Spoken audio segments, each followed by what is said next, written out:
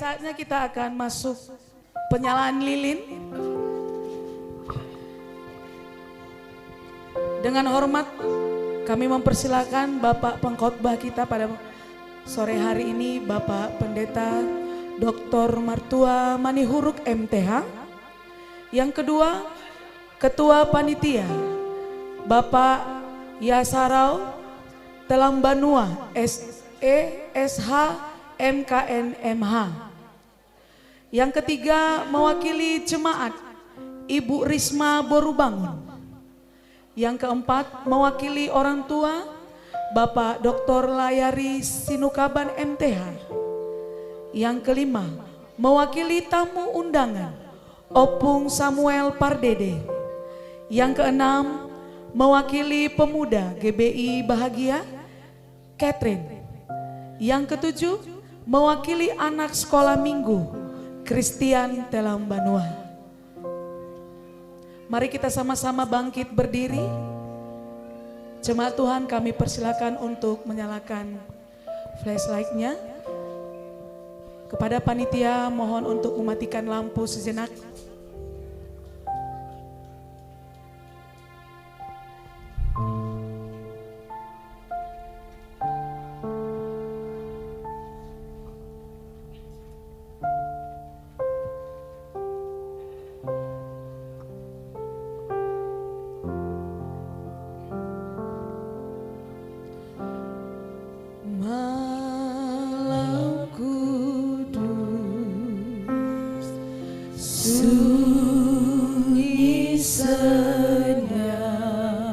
Jemaat Tuhan, kami persilakan untuk menyalakan senter lampunya.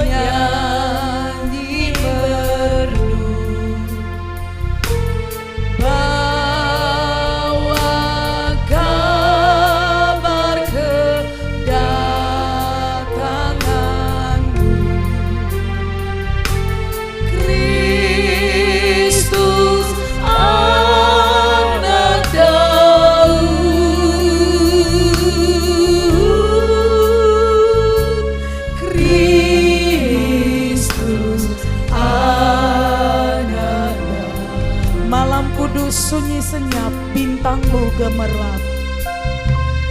Malam kudus,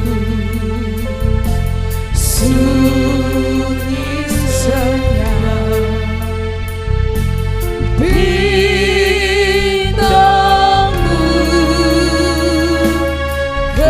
gemerlap.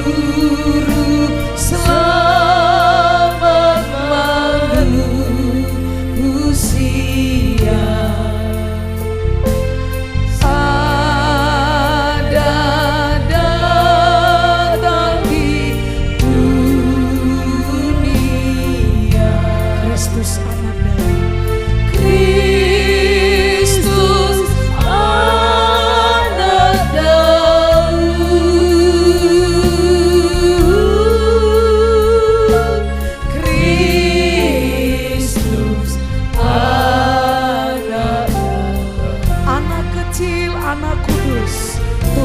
penebus.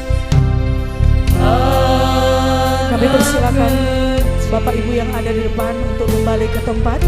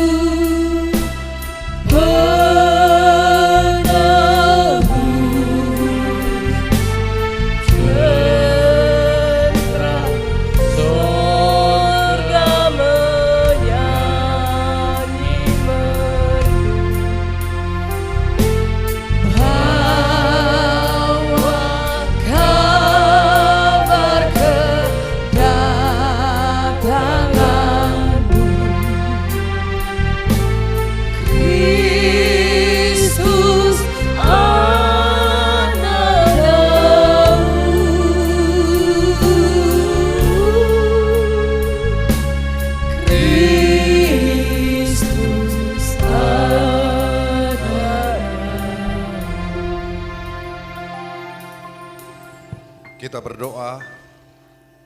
Bapa di sorga, Bapa yang kami kenal di dalam nama Yesus Kristus, bersama hamba-hambamu Tuhan, anak-anakmu dari GB Bahagia, berkumpul bersatu hati untuk memuji memuliakan nama Tuhan dalam perayaan Natal kami Tuhan di hari ini.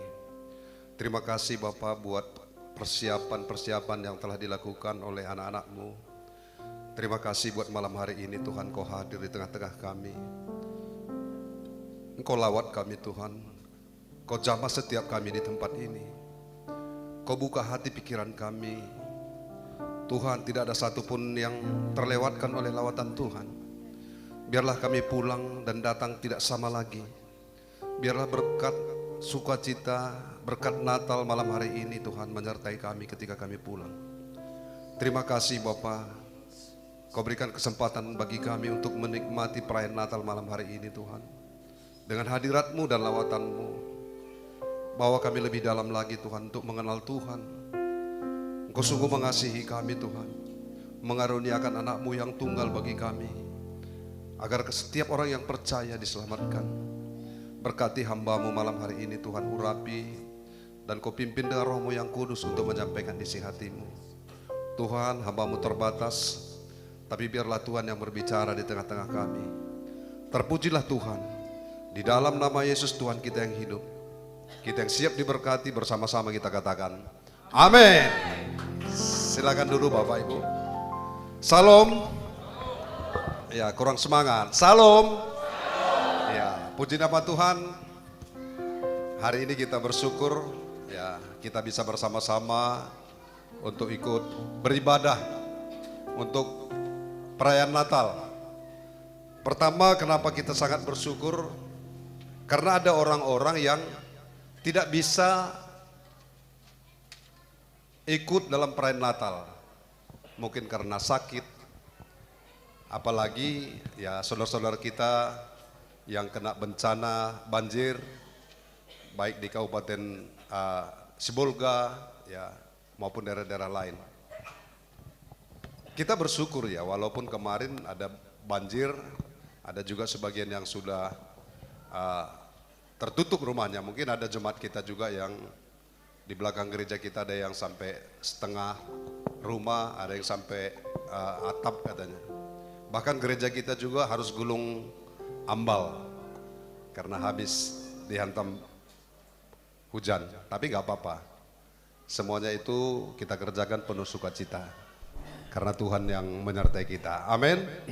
Baik, hari ini saya menyampaikan pesan Natal dengan tema Allah hadir menyelamatkan keluarga. Nah, tema ini adalah tema nasional, tema yang diberikan oleh PGI. Jadi secara nasional tema ini memang kita harus sampaikan, dan ini sangat luar biasa Pak.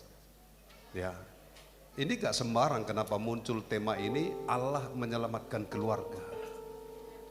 Ya, jadi saya lihat hari ini baik kumpulan marga maupun Natal-Natal kecil, mereka selalu membawa tema ini. Ya, jarang saya dengar ada tema lain, walaupun di perkumpulan kecil, selalu tema yang satu ini. Kenapa? Ya, karena memang luar biasa akhir zaman, ya, peperangan yang paling dahsyat itu adalah keluarga. Ya, kita sudah berada di end time, kita sedang berada di akhir zaman, dan iblis akan berusaha untuk menghantam keluarga. Nah, makanya untuk menyelamatkan keluarga itu memang Allah harus hadir. Nah, kita baca firman-Nya dari Matius 1 ayat 21 sampai 24. Ya. Saya baca 21, kita bergantian, Bapak Ibu 22 dan 24 kita bersama-sama. Ia akan melahirkan anak laki-laki dan engkau akan menamakan dia Yesus, karena dialah yang akan menyelamatkan umatnya dari dosa mereka. 22.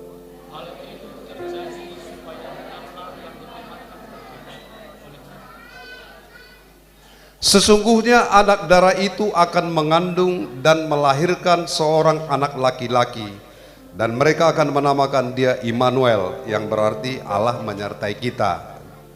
24 sampai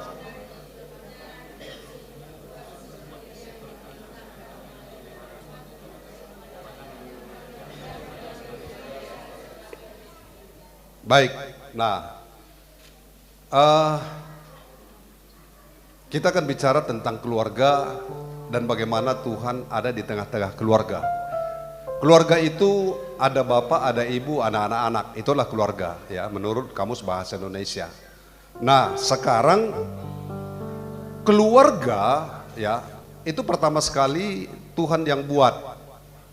Ya, pertama sekali keluarga itu Tuhan yang buat, bukan siapa-siapa. Ketika Tuhan melihat Adam sendiri dan itu tidak baik, dia membuat pendamping, ya, dia membuat pendamping atau penolong, yaitu seorang perempuan. Nah, terbentuklah sebuah keluarga. Nah, di Taman Eden ada sebuah keluarga yang sangat sempurna, sangat luar biasa ada di sana. Kenapa? Karena di keluarga itu ada Tuhan setiap hari bersama dengan mereka. Nah, ini nanti kita perhatikan. Mereka kurang apa? Tidak kurang apapun. Karena apa? Ada Tuhan di sana. Ya, bayangkan Tuhan datang ke Taman Eden untuk selalu bercakap-cakap dengan Adam dan Hawa. Tapi perhatikan, suatu hari Tuhan datang ke Taman Eden dan tidak melihat lagi ada Adam dan Hawa. Adam, Adam, di mana kau? Katanya. Pertanyaannya, apakah Tuhan tidak tahu di mana Adam? Apakah Tuhan tidak tahu? Bahwa kita tahu Tuhan Maha tahu. Tapi kenapa dia cari Adam, di mana kau? Seharusnya kan nggak perlu dia cari, kan? Dia tahu di mana Adam sembunyi. Tapi perhatikan, kenapa Adam mencari Tuhan? Karena Adam jatuh dalam dosa. Ketika keluarga ini jatuh dalam dosa, mereka tidak sama lagi, atau secara rohani dia tidak bisa lagi bertemu dengan Tuhan. Tuhan kehilangan mereka. Karena apa? Spiritnya sudah nggak sama lagi. Dan apa yang terjadi? Keluarga ini gagal. Inilah keluarga pertama yang Tuhan ciptakan tapi gagal. Anaknya cuma 2, tapi bunuh-bunuhan. Kenapa? Karena Tuhan tidak ada lagi di dalam keluarga. Betapa luar biasa sebenarnya Tuhan itu ada di tengah-tengah keluarga. Dan perhatikan Bapak Ibu, keluarga itu mau dipakai Tuhan dalam setiap rencananya. Apapun rencana Tuhan di dunia ini pasti lewat keluarga. Dia tidak pernah melakukan sendiri-sendiri tanpa keluarga. Perhatikan pemilihan dia terhadap Nuh, pemilihan dia terhadap Abraham, dan pemilihan dia terhadap Yakub. Dan Yesus lahir hari ini, kita peringati lahir dari sebuah keluarga. Jadi Tuhan sangat mengasihi keluarga. Keluarga yang porak-poranda pun Tuhan sangat mengasihi itu. Anda jangan pernah sepele terhadap keluarga. Karena Tuhan akan menangis ya ketika keluarga itu porak-poranda. Dan Tuhan sangat menghargai itu. Tapi perhatikan, iblis tahu bahwa Tuhan akan memakai setiap keluarga. Dan iblis tidak mau berhenti, dan dia akan mengejar setiap keluarga yang tidak ada Tuhannya di sana. Ya. Pak, adanya orang kaya raya nggak bertuhan? Ada. Siapa yang bilang nggak ada? Banyak orang nggak bertuhan, kaya raya, ada. Tapi coba kita perhatikan nanti, ya, kita perhatikan nanti apa yang terjadi kepada orang-orang yang tidak bertuhan di dalam sebuah keluarga. Nubuatan, ya, nubuatan Tuhan bahwa peperangan yang paling besar itu di dalam keluarga. Ya, itu peperangan terbesar. Kita lihat hari ini ya, Bapak Ibu. Ada perpecahan keluarga lewat KDRT, kekerasan dalam rumah tangga. Yang mengerikan itu adalah orang-orang Kristen. Ya, beberapa bulan lalu ada di Padang Bulan ini, dia bunuh istrinya malam-malam atau pagi-pagi, mati, dia lari ke flyover, dia lompat dari sana, ya, mati di jalanan. Saya pas di lampu merah, mau dari Ngumpan Surbakti mau masuk ke Jamin Ginting. Nah, saya nggak sempat lihat jatuh, tapi saya masih sempat lihat tergeletak di sana. Ya.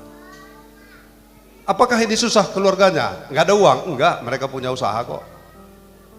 Di Jakarta ada marga Pasaribu, dia bunuh istrinya, anaknya. Ini anaknya masih kecil-kecil ini. Dibunuh istrinya, dia gunikan dirinya seolah-olah ada perampok ke rumah, membunuh istrinya dan dia digonikan. Tapi kan dia sendiri yang bunuh. Nah, dan yang paling fenomenal, bukan perempuan, bukan laki-laki yang membunuh istrinya, di Helpet istrinya yang bunuh suaminya. Ya, hanya karena dia memberikan asuransi 500 juta, ya. 500 juta, istrinya membunuh suaminya lewat kecelakaan, padahal nggak kecelakaan. Dia bunuh di rumah dengan sopirnya, hanya mengharapkan uang asuransi 500 juta. Coba perhatikannya, ini fenomena yang luar biasa.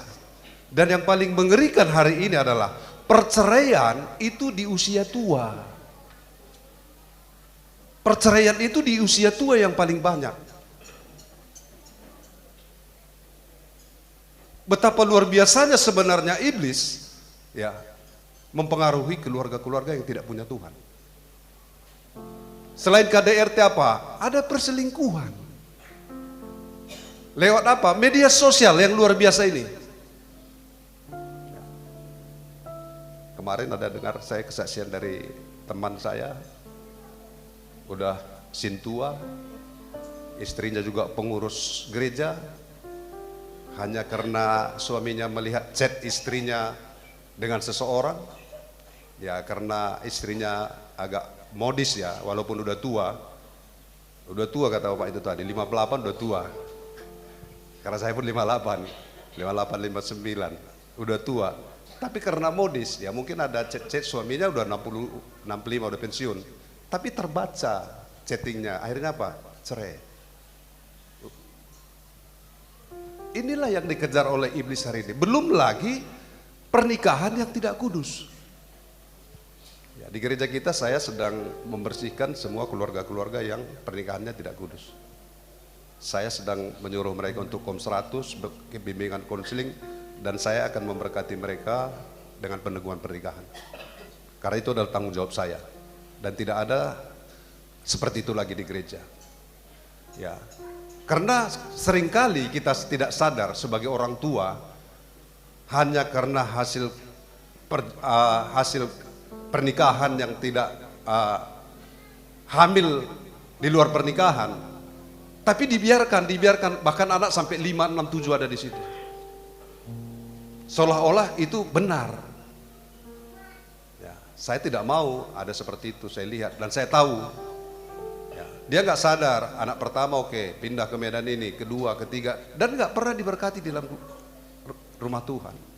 Dan ini harus diselesaikan. Nah, sekarang saya akan menjelaskan tentang keluarga, ya. Apa sebenarnya yang Tuhan inginkan bagi setiap keluarga? Ya. Coba buka dulu dari Mazmur 128 ayat 1 sampai 6. Mazmur 128. Nyanyian ziarah, berbahagialah setiap orang yang takut akan Tuhan, yang hidup menurut jalan yang ditunjukkannya. Apabila engkau memakan hasil jerih payah tanganmu, berbahagialah engkau dan baiklah keadaanmu. Istrimu akan menjadi seperti pohon anggur yang subur di dalam rumahmu. Anak-anakmu seperti tunas pohon zaitun sekeliling mejamu. Sesungguhnya demikianlah akan diberkati seorang laki-laki yang takut akan Tuhan. Kiranya Tuhan memberkati engkau dari Sion, supaya engkau melihat kebahagiaan Yerusalem seumur hidupmu. Nah, dan melihat anak-anak dari anak-anakmu, damai sejahtera atas Israel. Tadi ada, sesungguhnya demikianlah akan diberkati orang laki-laki yang takut akan Tuhan. Laki-laki yang takut akan Tuhan. Karena apa? Kepala keluarga itu laki-laki. Dan kepala laki-laki itu adalah Tuhan. Ya, ini harus kita pahami. Kepala keluarga itu kepalanya, ibu itu kepalanya suami. Ya, suami itu kepalanya Tuhan. Jadi berbahagia kalau laki-laki itu takut akan Tuhan. Nah, maksudnya apa ini? Saya baru-baru ini ada dengar kesaksian dari jemaat kita. Ya, bagi saya luar biasa. Betapa banyaknya hari ini laki-laki yang tidak takut akan Tuhan di dalam keluarga. Banyak sekali bapak-bapak tidak takut akan Tuhan. Ya, pengakuan dia di kantor kami, Pak, saya bangga walaupun suami saya nggak hebat, tapi dia takut akan Tuhan. Kalaupun sudah capek kerja, saya bilang udahlah nggak usah kita hari ini ke gereja. Dia tidak mau, aku harus ke gereja. Terlambat pun nggak apa-apa, tapi aku harus ke gereja. Banyak sekali laki-laki yang disuruh ke gereja itu suaminya, bukan dia. Istrinya, maksud saya istrinya yang disuruh ke gereja sama anaknya, dia nggak ke gereja. Karena berkat itu selalu datang dari atas loh, Pak. Nah, perhatikan, berkat yang didapatkan itu akan bisa dinikmati. Ya, akan bisa dinikmati. Berbahagialah setiap orang takut akan Tuhan, hidup menurut jalan tunjukkannya. Nah, apabila engkau memakan hasil jerih payah tanganmu, berbahagialah. Banyak orang ya bekerja, capek bekerja, tapi nggak bisa dinikmati jerih payahnya itu. Makanya saya katakan tadi, ada nggak orang tidak mengenal Tuhan kaya raya? Ada. Dia hidup pun hanya untuk dirinya sendiri. Tapi perhatikan, dikatakan tadi, ya, apakah anak dari anak-anaknya bisa menikmati hasil itu? Banyak yang nggak bisa. Ya. Jadi katakan, dan melihat anak-anak dari anak-anakmu, anak-anak kita pun, bahkan anak dari anak-anak kita itu menikmati hasil jerih payah kita. Ada orang cari uang banyak-banyak, tapi di anak saja udah pecah semua. Ini belum lagi cucu, anak saja sama di anak saja udah pecah. Keluarga besar istri saya, begitu meninggal kakak dari mertua saya, banyak harta ditinggalkan. Karena anak nggak cocok, main dua-dua, habis semua harta tadi. Kenapa? Ronde pertama menang anak perempuan, habis uangnya. Ronde kedua menang anak laki-laki, habis uangnya.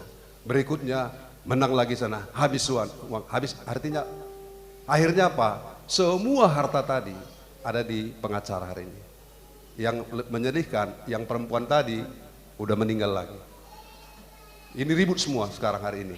Semua aset tadi sudah habis. Untuk biaya apa? Untuk bayar pengacara, bayar hakim, pengacara, bayar hakim, habis semua. Jangankan anak dari anak-anaknya, anaknya saja nggak bisa menikmati. Kaya raya, bukan sedikit. Hutan sawitnya sama karetnya. Makan tidur saja semua bisa. Tapi nggak ada yang bisa menikmati kalau bukan laki-laki takut akan Tuhan. Nah, sekarang apa yang harus dilakukan oleh seorang laki-laki? Dia harus memperkenalkan konsep takut akan Tuhan kepada keluarganya. Ya. Dia harus membawa keluarga itu takut akan Tuhan. Harus ada koneksi kepada Tuhan setiap keluarga. Harus bisa menghadirkan Tuhan di dalam keluarga. Ya. Coba kita lihat bagaimana suatu hari ya tabut perjanjian yang ada di Palestina mau dibawa ke Yerusalem tidak jadi, tapi dititipkan oleh Daud di rumah Obed Edom. 1 Samuel 6 ayat 11. Coba buka 1 Samuel 6 ayat 11. 1 Samuel ya. 1 Samuel 3 bulan lamanya. Salah itu. Ya, 1 Samuel dikatakan 3 bulan lamanya tabut Tuhan itu tinggal di rumah Obed Edom, orang Gad itu, dan Tuhan memberkati Obed Edom. Perhatikan, dia sangat kaya raya hanya karena Tuhan ada di rumah. Tuhan menyelamatkan keluarga ini. Nah, sekarang apa yang harus dikerjakan oleh laki-laki yang takut akan Tuhan? Dia harus memperkenalkan Tuhan kepada keluarga. Menurut Barna, ya, bilangan Barna ini adalah yang selalu melakukan survei. Dia katakan begini, 70% anak-anak mengenal Tuhan itu dari keluarga. Hanya 2% itu dari hamba Tuhan. Perhatikan. Jadi anak-anak itu yang paling banyak dia dapat sebenarnya pengenalan Tuhan itu dari keluarga. 2% itu hanya dari pendeta-pendeta. Itu menurut penelitian dari bilangan Barna. Nah, jadi tugas Bapak harus memperkenalkan Tuhan. Kedua, dikatakan dia harus mengajarkan berulang-ulang. Coba buka Ulangan 6 ayat 7. Ulangan 6 ayat 7. Ya. Ada Ulangan 6 ayat 7? Ya. Ulangan 6:7, haruslah engkau mengajarkan berulang-ulang kepada anak-anakmu dan membicarakannya apabila engkau duduk di rumah, apabila engkau sedang dalam perjalanan, apabila engkau berbaring, dan apabila engkau bangun. Nah, di orang Yahudi ada satu kebiasaan yang sangat luar biasa. Mereka ajarkan itu di kitab Talmud, bukan di Taurat. Cara mulai seorang ibu-ibu hamil sampai anaknya itu umur 12 tahun. Ada cara mereka untuk diajarkan supaya anak ini pintar. Jadi kita kan selalu bilang begini, anak-anak orang Yahudi pintar-pintar karena bangsa pilihan. Bukan hanya itu, Pak. Tuhan mengajarkan mereka cara mendidik anak ini ketika masih di janin. Janin berumur 3 bulan, seorang ibu di orang Yahudi harus bermazmur setiap hari. Kenapa bermazmur setiap hari? Waktu si ibu bermazmur setiap hari, hatinya gembira. Hormon dopamin, hormon-hormon yang ada semua di dalam tubuh ini merangsang otak si bayi ini untuk bertumbuh dengan baik. Penemuan di abad ke-19 mengatakan bahwa untuk merangsang otak bayi bertumbuh dengan baik dengan memperkenalkan musik klasik Beethoven. Itu abad ke-19. Tapi orang Yahudi sebelum Masehi sudah diajarkan cara mendidik anak itu mulai dari rahim. Bayangkan umur 3 bulan, makanya anaknya lahir pintar-pintar. Kita kan enggak. Istri hamil, ditendang. Ada di sini loh, nggak datang ibu itu. 4 kali dia melahirkan, 2 kali ditendang suaminya, 2 kali meninggal anaknya dalam bayi, dalam janin. Ya, nggak datang ibu itu ya. Bayangkan 4 kali melahirkan, 2 kali ditendang suaminya, 2 kalinya mati di dalam. Sebelum dia teraskan saya bilang begini, ibu jangan jelaskan, berhenti dulu. Itu anakmu yang mati di janin pasti laki-laki. Kok tahu bapak? Katanya. Karena Tuhan tidak mau bayi itu lahir dan harus bapaknya yang bunuh. Karena Tuhan tidak mau ada seperti bapaknya lahir lagi. Ini bukan tipe laki-laki yang takut akan Tuhan. Nah, umur 6 tahun itu orang Yahudi itu harus diajarkan firman. Makanya dia waktu kau duduk-duduk, waktu berjalan, itu umur 6 tahun, bukan umur 3 tahun, bukan 4 tahun, 6 tahun. Sampai kapan mereka diajarkan? Umur 12 tahun berhenti. Ketika seseorang berumur 12 tahun, dia dianggap semua sudah pintar dengan hukum-hukum Tuhan. Jadi waktu mereka sudah umur 12 tahun, dibawalah ini ke bait Allah untuk ditahbiskan. Mereka sebut itu namanya bermisbah. Kalau kita sebut itu naik sidi, ngawankan, malua. Tapi kita kan naik sidi kan karena mau kawin, umur 20 tahun. Tapi bagi mereka enggak, umur 12 tahun itu sudah dianggap dewasa secara rohani. Nah, itulah bagian daripada cara orang tua mengajarkan. Kita kan enggak kita ajarkan itu di rumah. Sehingga anak kita udah dewasa pun belum naik sidi. Ya, ada setelah mau kawin dia baru naik sidi kepepet. Nah, ketiga, tidak menyakiti hati anak. Kolose 3 ayat 21. Hai bapak-bapak, janganlah sakiti hati anakmu, supaya jangan tawar hatinya. Ya, seringkali orang tua tidak sadar sedang menyakiti hati anaknya. Ya, saya pernah baca buku, ternyata perempuan lebih gampang sakit hati ketika bapaknya marah daripada ibunya. Ya, itu penelitian. Kalau ibunya yang marah sampai maki-makian mereka, 5 menit kemudian mereka berdamai ketika ada promo. Ada promo, oh ini berdamai. Tapi kalau sama bapak, ketika bapak ngomong kasar saja, ini bisa diingatnya sampai dewasa. Saya nggak tahu apa benar penelitian ini, tapi kenyataannya gembala saya zaman sebelum meninggal, dia akui itu, bahwa anaknya pernah dia marahi, umur kelas 6 SD hanya menarik horden, dia marah, horden ditarik jadi marahi beliau, sampai mahasiswa ini luka, sampai minta maaf bapaknya setelah dia sadar bahwa berapa puluh tahun yang lalu kejadian itu. Makanya orang tua harus sadar, jangan menyakiti hati anak. Nah, sekarang apa tujuan dari semua ini? Ya, apa tujuan dari tujuan Tuhan untuk mengatakan supaya Tuhan ada di tengah-tengah keluarga, supaya keluarga itu diselamatkan. Ya, dari mana diselamatkan? Pertama, ya kita lihat sebentar. Terbebas dari dosa. Ya. Tadi kan saya katakan, waktu Adam dan Hawa jatuh ke dalam dosa, Tuhan tidak ada di sana.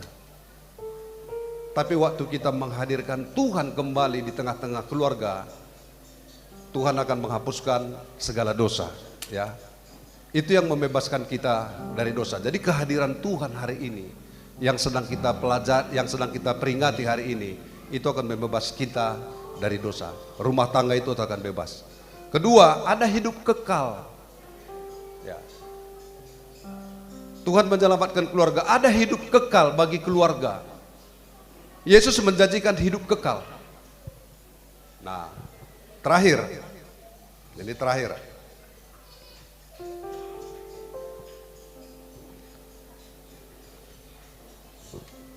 Bentar ya.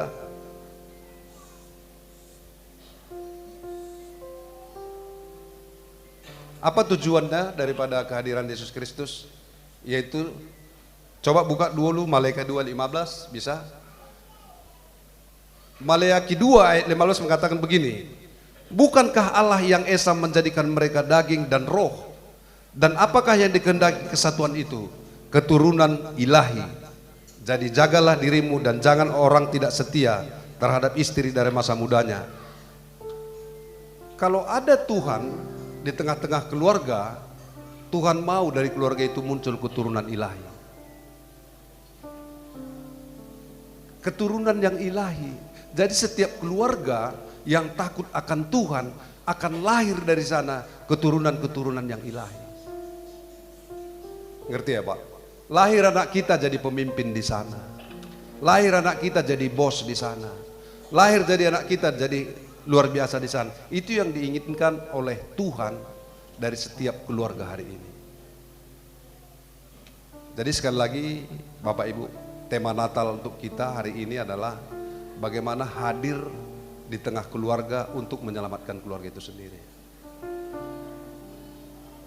Ini sebenarnya peran yang paling dominan di sini adalah seorang bapak. Ya, belakangan ini perhatikan ya, gereja lebih banyak memperkerjakan wanita. Ya, baik jadi penetua, baik jadi pendeta, kau bapaknya hari ini hampir hilang. Ini kesempatan yang diambil oleh iblis supaya bapak-bapak itu tidak mau. Dan yang muncul siapa? Ibu-ibu semua.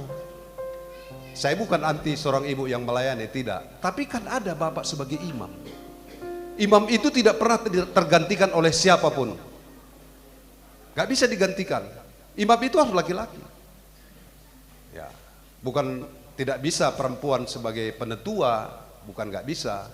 Tapi kalau ada suami yang memimpin, laki-laki yang taat akan Tuhan, apa yang terjadi? Istrinya akan seperti pohon anggur. Pohon anggur itu lambang dari damai sejahtera. Ya, ada sukacita ketika lambang pohon anggur. Dan kedua, anak-anakmu seperti tunas pohon zaitun. Tunas pohon zaitun berbicara tentang daya tahan. Pohon zaitun itu, ya mungkin bapak-bapak ada yang sudah pernah ke Israel. Kalau dia sudah tertancap ke tanah, dia nggak bisa lagi, sulit sekali tercopot. Kalau datang badai, dia nggak mati. Kalau datang banjir, dia nggak mati. Kalau datang panas, dia nggak mati. Dia kuat. Nah, maksudnya apa? Simbol dari anak kita sebagai tunas pohon zaitun. Kalaupun hari ini ada narkoba, ada seks bebas, ada perkawinan yang tidak baik, misalnya perkawinan sejenis, homoseks, percayalah anak-anak kita tidak akan pernah kena itu. Amin. Anak-anak Anda tidak akan pernah itu. Di luar sana ini narkoba luar biasa, begal di luar sana, kejahatan luar biasa. Tapi perhatikan, anak-anak yang takut akan Tuhan, anak-anaknya seperti tunas pohon zaitun. Amin. Mari Bapak Ibu, saya undang kita bangkit berdiri. Terima kasih Bapak yang baik. Kami telah mendengar kebenaran firman-Mu. Terima kasih buat lawatan-Mu Tuhan. Engkau mengingatkan kami kembali Bapak. Biarlah Engkau terus hadir di tengah-tengah keluarga untuk menyelamatkan setiap keluarga. Biarlah keluarga-keluarga yang ada di GB Bahagia ini, Tuhan Kau tolong mereka. Tidak ada satupun keluarga yang tidak Engkau pimpin. Biarlah setiap keluarga Tuhan di tempat ini Engkau yang memimpinnya. Terima kasih Bapa, terpujilah Tuhan. Berkati semua anak-anak-Mu yang hadir pada malam hari ini. Biarlah damai sejahtera sukacita surgawi menyertai mereka semuanya. Di dalam nama Yesus kita yang sudah diberkati bersama-sama kita katakan amin. Amin. Sebelum duduk katakan kiri kanan, damai sejahtera bagi keluargamu dan keluargaku juga. Amin. Sekali lagi tepuk tangannya dong buat Tuhan Yesus. Silakan duduk Bapak Ibu Saudara yang terkasih.